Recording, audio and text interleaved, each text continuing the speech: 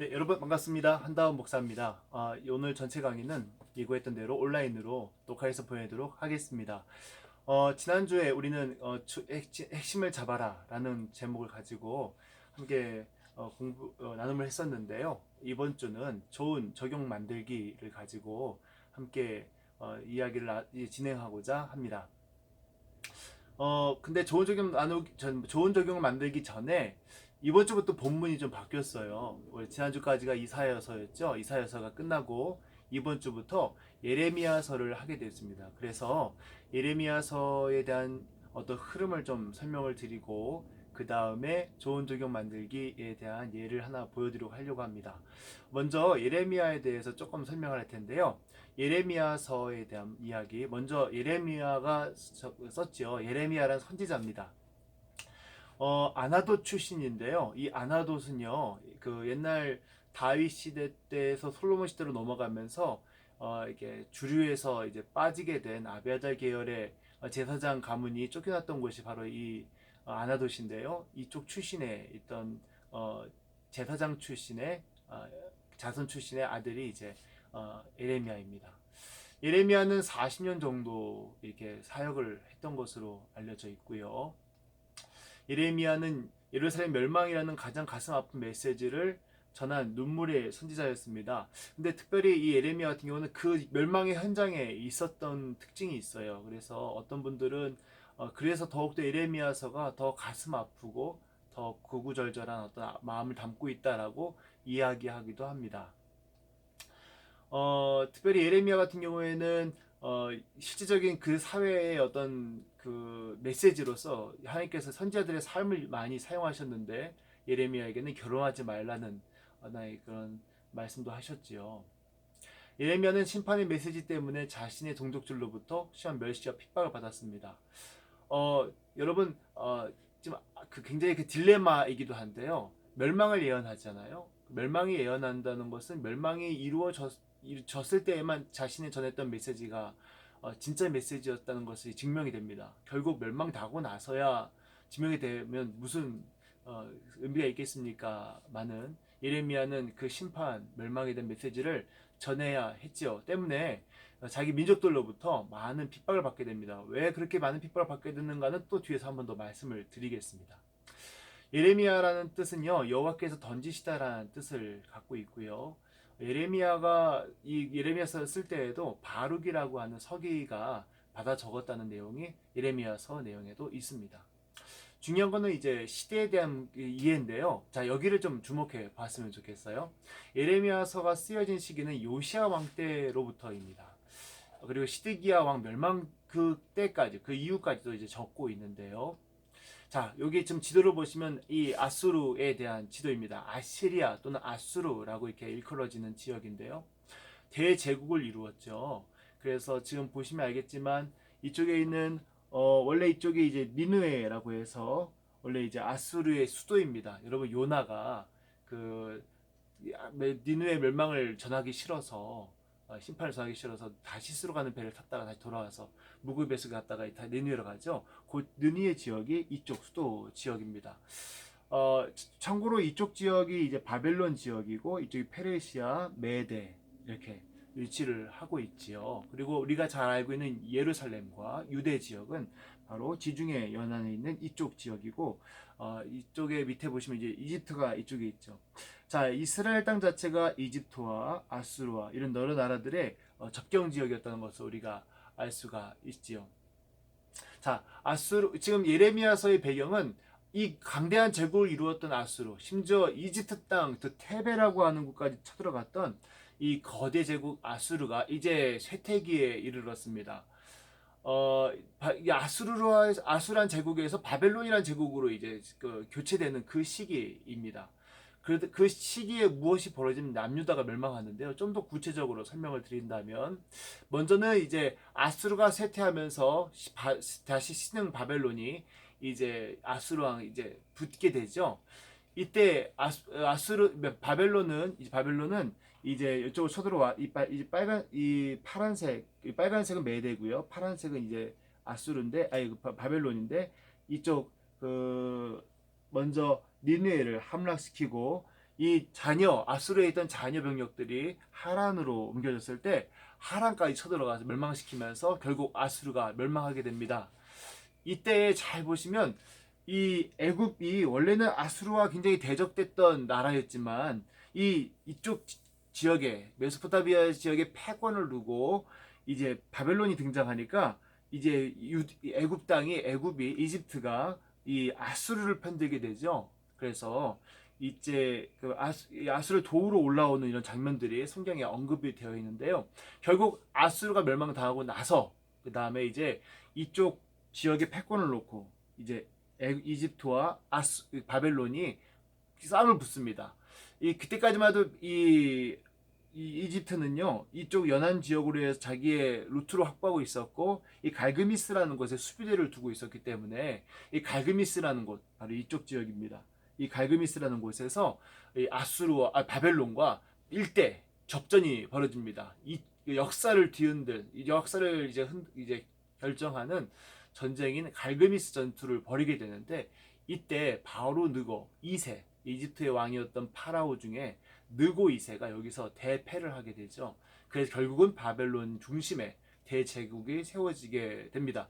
여기서 참고로 알아야 될 건 뭐냐면요. 이 갈그미스 전투를 위해서 바로 느고가 올라올 때 그때 이 유대의 개혁군주 마지막 개혁군주였던 이 요시아 왕이 이 무기또 이제 번역하면 아마겟돈이라고도 불려지는 곳인데 무기또로 가서 이 바로녹을 막아설려다가 결국 여기서 죽임을 당하게 되고 이것으로 인해서 이 바로누고가 이 이스라엘 남유다 땅에 그 힘을 발휘하게 되는 그래서 원래 요시아의 아들이었던 여호아스가 왕이 됐지만 이 바로누고가 쳐들어가 가지고 이제 왕도 교체해버려요. 요야김이라는 왕으로 바뀌게 되는데 어쨌든 이런 그 비운의 역사를 경험하게 됩니다.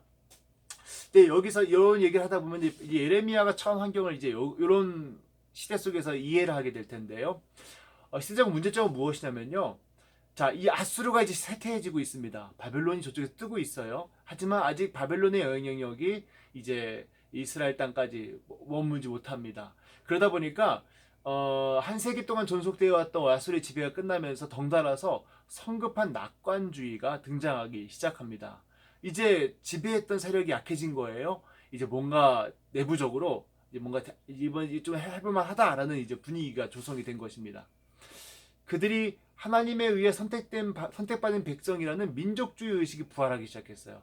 그 전까지만 해도 강대국의 지배를 받다가 이제 우리는 우리 민족 이런 이제 사상이 들어오면서 그들이 자기 민족이라는 사상을 가장 강하게 외칠 수 있는 게 뭐냐면 하나님의 택한 백성이라는 것이죠. 그래서 하나님의 택한 백성이라는 것을 통해서 이제 자기 민족주의를 이제 외치기 시작하면서 중요한 건 뭐냐면 하나님께서는 자기의 백성을 버리지 않으신다.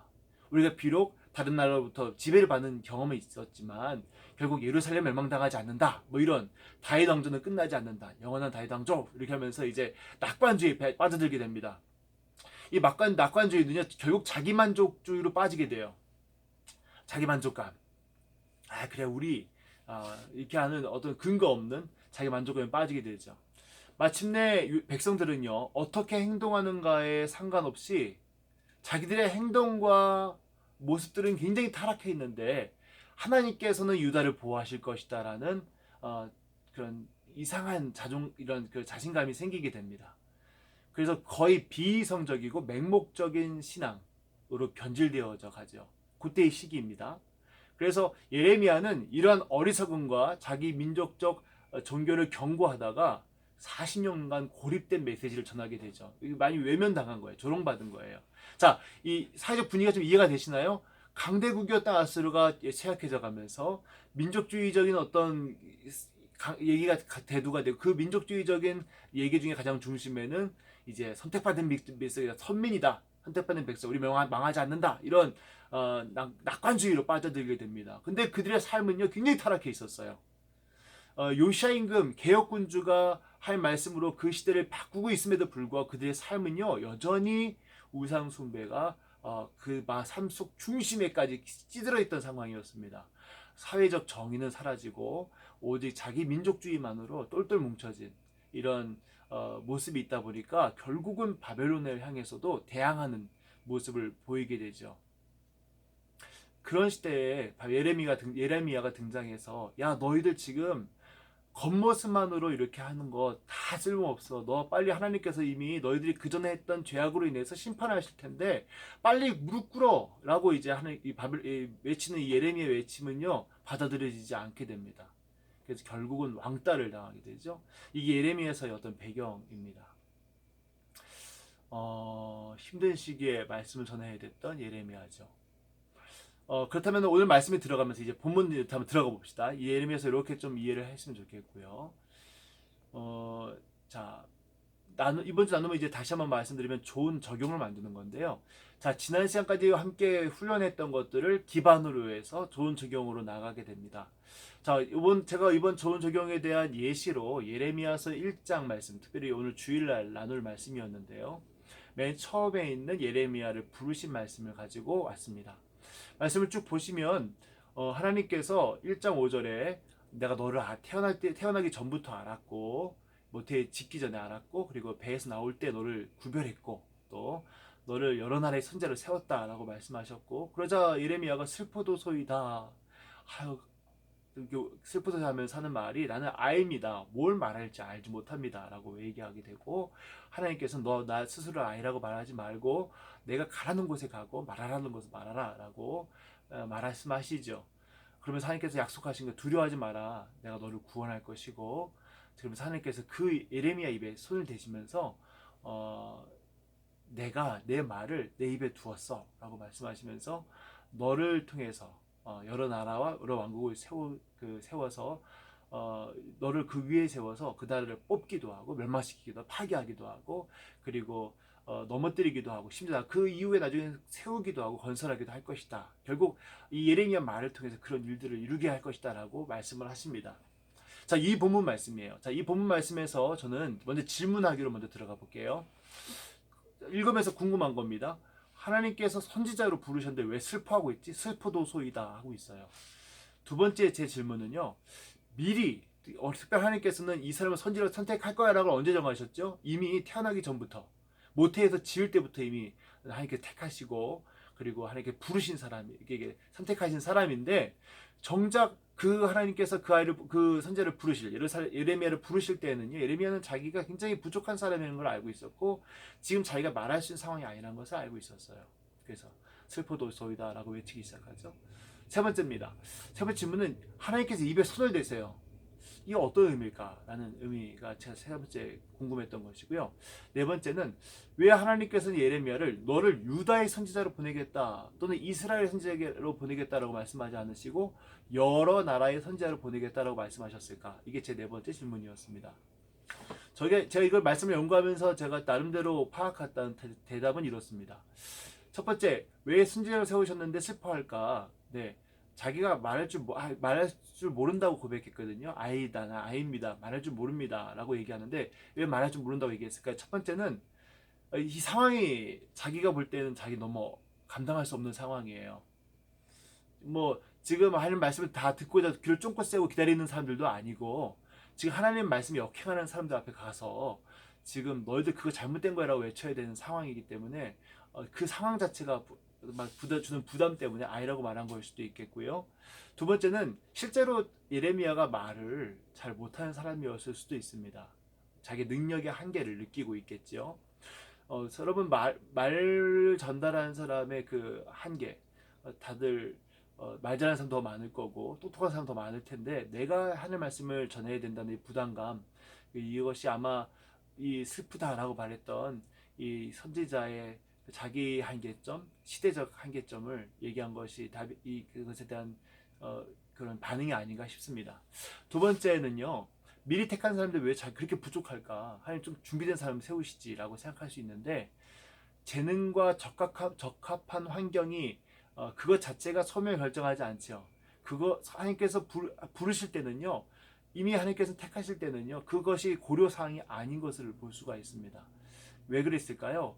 오직 하나님만 바라보라고 내 언변, 내 어떤 재능 이런 것을 가지고 내 환경 그래 이 환경이면 내가 일할 수 있겠어 라고 말하는 것 자체는 그것 자체가 하나님의 소명을 결정짓지 않는 것이라는 것을 알 수 있습니다. 하나님께서 이미 오래전부터 택하셨고 그 택하시면은 그 재능이나 그런 환경을 뛰어넘으시기 때문에 그 소명 자체가 하나님께서 그것을 통해서 하나님만 바라보라고 이렇게 택하신 게 아닌가, 그 상황에 택하신 게 아닌가 생각이 됩니다. 세 번째는 손을 입에 대신다는 부분인데요. 이 사야서에 보면 하나님께서 제단 숯불을 가지고 천사를 통해서 집게로 이 이사의 입을 이렇게 대시는 것이 환상적으로 나오는데요. 이게 다 어떤 공통점이 있냐면 선지자라는 이름, 별명, 선지자에게 붙는 별명이 하나 있습니다. 하나님의 입술, 하나님의 마우스라고 이렇게 별명이 있던데, 결국 하나님의 말씀만 전하도록, 하나님의 말씀으로 변화되도록 하신다는 의미가 있습니다. 하나님의 손으로 그의 입을 대신다는 것은 하나님께서 그 입술을 바꾸신다는 의미가 있겠죠. 그렇게 이해하셔도 좋을 것 같습니다. 네 번째 질문은요. 왜 유다만이 아닌 여러 나라의 선지자로 하나님께 부르셨을까?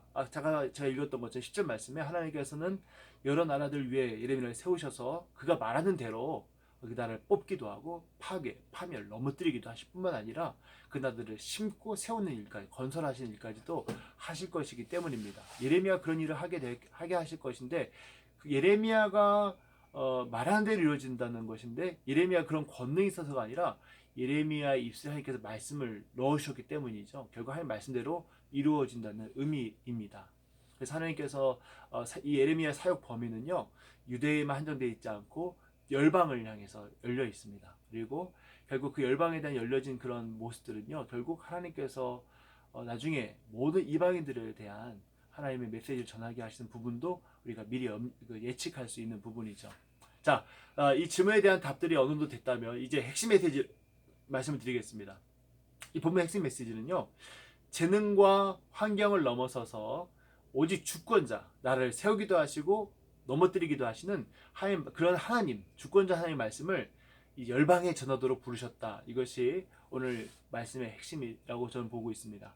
하나님께서 예레미야를 재능과 환경에 뛰어넘어 주권자이신 하나님 말씀을 열방에 전하도록 세우셨고 결국 그렇게 부름받은 예레미야는 단대히 전해야 된다. 이것이 이 부르심 장면의 핵심 메시지라고 보고 있습니다. 그렇다면 자 이제 여기서도 중요하죠. 자, 이 핵심 메시지를 가지고 이제 적용에 들어갈 생각입니다. 적용을 보시면 이렇습니다. 첫 번째 적용. 제가 적용을 세 단계로 한번 얘기해 볼게요. 첫 번째 적용은요. 적용 상황을 대입하는 것입니다. 두 번째 적용은요. 나라면 우리라면 어떻게 했을까라고 적용하는 것이에요. 두 번째 방법이죠. 세 번째 방법은 구체적으로 실천 적용점을 찾는 것입니다. 아주 내가 구체적으로 이걸 통해서 내가 어떻게 해야 될 것인가를 함께 볼 텐데요. 이 세 가지 적용 중에서 하나만 하셔도 괜찮습니다. 좋은 적용입니다. 하지만 세 가지까지로 나가면 더 좋겠죠. 첫 번째 적용 부분입니다. 앞에는 본문 말씀 핵심 메시지를 가지고 적용 상황을 같이 대입하는 거예요. 그 당시에 예레미야가 처했던 상황은 국가가 분열하는 시기였습니다. 사상이 전환되죠. 옛날 생각에 젖어있던 사람들도 있을 것이고 이 변화된 아수르의 교체 시기를 통해서 그 시기에 또 따르는 사상을 갖고 있는 사람들이 있겠죠. 어떤 사상이 변화되는 시기였다는 것이고요. 두 번째는 민족주의적인 어떤 강한 이제 그런 발언들이 나타나기 시작하면 낙관주의, 우리 민족은 할 수 있어 이렇게 얘기하는 그러한 낙관주의가 막 대두되는 시기였고요. 그 저변, 그 신앙 밑에는요, 제가 아까 말씀드렸던 것처럼 삶과 신앙이 불일치한 그러면서도 외치기는 하나님을 도우실 것이다. 하나님 말씀에 대해서는 전혀 무시하면서 하나님 말씀을 난 잘 따르고 있다 이런 외치는 이런 사상적인 불일치, 삶과 행동의 불일치하는 것이 대두되던 시기에 하나님 말씀을 전하라고 하신 거예요. 그렇다면은 오늘 그 적용사항을 통해서 우리가 적용하기는 우리의 모습도 그렇지 않은가? 하나님께서 이런 상황 속에서 우리에게 무엇을 말씀하실까에 대해서 생각해 볼 필요가 있습니다. 예레미야는 그 시기에 말씀 전하라고 하셨고 그 메시지가 오늘 우리 본문 말씀이죠. 그렇다면 우리도 마찬가지죠. 오늘날 우리 한반도의 정세와 시기를 보면 방금 전에 유대를 중심으로 이집트와 아수르, 이집트와 바벨론 서로 으르렁거렸죠. 오늘 한국을 중심으로 일본과 중국, 미국과 중국, 러시아 이렇게 강대국들 사이에서 우리나라가 지금 민족주의적인 어떤 발언들이 강해지고 있는 시대입니다. 문제는 뭐냐면 이런 나라를 위해서 기도해야 될 믿음의 사람들이 그냥 낙관주의에 빠져가지고 기독교에 대해서 낙관적으로 빠지기도 하고 민족이 낙관적으로 빠지기도 하죠. 근데 문제는 뭐냐면 그 속 중심에 말씀과 삶이 이 불일치하는 게 가장 큰 문제점이에요. 그렇다면은 오늘날 하나님께서 우리에게도 말씀하신다. 그 하나님께서 말씀하신 그것을 당해서 우리가 말씀을 받을 때 우리의 반응은 어쩌면 예레미야와 같은 반응이 될지도 모르겠네요. 슬픕니다, 하나님. 이 시대에 우리가 전해야 될 메시지는 참 슬픈 메시지가 될 것 같습니다. 우리는 아이입니다. 이런 한계 상황 속에서 무엇을 외쳐야 될지 어떻게 외쳐야 될지 감이 잡히지 않습니다라고 이 시대에 대한 어떤 가슴 아픈 마음으로 적용이 들어갈 수도 있을 것 같아요. 자, 두 번째 적용입니다. 나라면 우리라면 이 나라면 우리라면 할 때는요 적용점을 찾을 때 구체적으로 이렇게 한 다섯 가지 정도를 생각해 볼 수 있어요. 이 말씀 통해 새롭게 깨달은 것이 있으면 그것도 적용점입니다. 두 번째 감사와 찬양할 것 찾아도 좋습니다. 세 번째는 회개할 것을 찾아도 좋고요. 네 번째는 기도할 것, 다섯 번째는 실행할 것. 이 다섯 번째 실행할 거는 나중에 구체적인 실천 적용점의 찾기를 통해서 나아갈 수 있으니까요. 앞에 있는 네 가지 정도를 통해서 적용점을 찾을 수 있는데요. 첫 번째는 나라면 하나님께서 나를 예레미야처럼 가정과 직장 또 우리가 내가 같이 있는 친구들 사이에서 하나님의 입술로 사용하고자 하신다면 이라고 한번 생각해 봅시다. 예레미야처럼 하나님께서 내가 너 입술을 사용할 거야.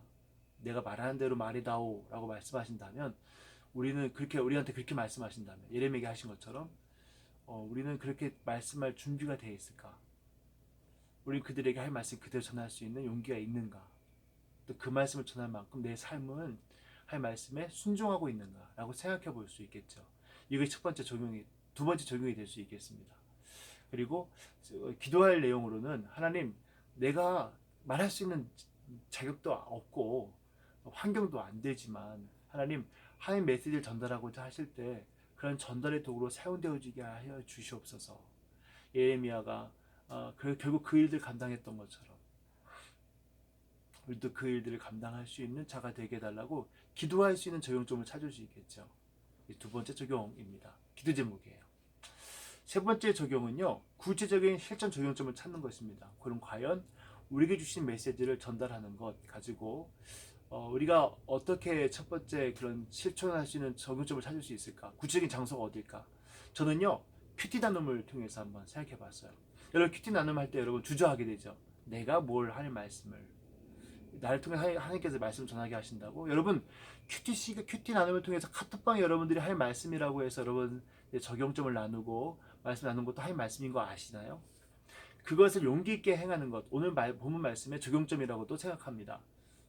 그렇게 적용을 좀 들어갔으면 좋겠어요. 하나님 내가 할 말씀 잘 몰라요. 그리고 할 말씀에 대해서 사실 이제 배워가는 단계입니다. 하지만 하나님 내가 이것에 대해서 옳다고 생각한다면 그것을 나눌 수 있는 용기를 주세요. 이 시대에 대해서 하나님께서 무엇을 원하시는지를 누구를 통해서 듣는 게 아니라 내가 할 말씀을 통해서 읽어낼 수 있게 해주세요 라고 용기 있게 결단하는 시간, 그것도 구체적인 실천 적용점이라고 생각을 합니다. 아니면 또 그것도 있겠지만 또 구체적인 실천 적용점으로 하나님 내가 과연 말씀 꼭 들어야 되는 사람한테 하나님 말씀 전할 수 있는 사람 되게 해주세요 라고 하는 것도 구체적인 적용점이 될 수 있겠네요. 자, 여기까지 하겠습니다. 자, 적용점 어떻게 찾아가는지 좀 짐작이 되시나요? 여러분 말씀을 핵심 메시지를 찾아서요. 그 메시지에 맞게 그 당시의 상황을 나한테 적용시켜 보시고요. 두 번째는 나라면이라고 하면서 이 말씀에 대해서 내 상황과 함께 연결해 보시면 되겠습니다. 기도할 것을 찾으셔도 되고 찬양할 것을 찾으셔도 되고 실천할 것을 찾으셔도 되는데 구체적인 실천 적용점을 찾는 것도 좋겠습니다. 그래서 이 세 가지 중에 한 가지만 하셔도 좋은 적용점으로 나갈 것이라고 생각이 됩니다. 아셨죠? 다음 마지막으로 이제 이번 주에 할 나눔입니다. 이번 주는 예레미야 4장부터 시작해서 예레미야 23장까지 나갈 텐데요.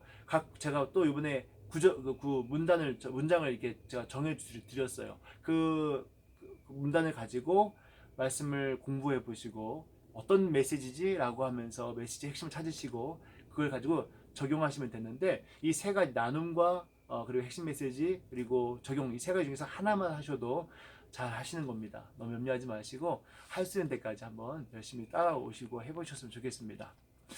월요일 날 할 것은 뭐냐면요. 내가 건강을 위해서 챙겨 먹는 음식이 나눔이고요.